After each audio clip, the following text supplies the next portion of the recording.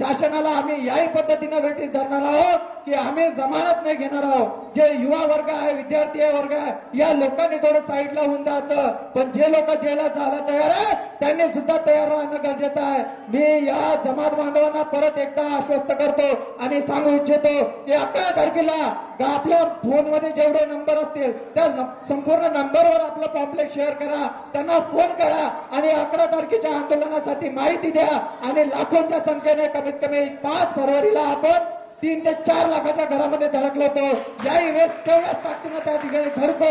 मी तुम्हाला या आंदोलनासाठी जो लागणारा खर्च आहे मी स्वतःचा दुपट्टा या ठिकाणी टाकतो आणि या ठिकाणी माझं असं म्हणणं राहील की या आंदोलनाला जो लागणारा खर्च आहे आपण स्वतः जे काही होत असेल 50 रुपये, 100 रुपये, 200 रुपये जे काही होत असेल आपली 1 दिवसाची मजुरी आहे ते या ठिकाणी टाकणं गरजेचं आहे।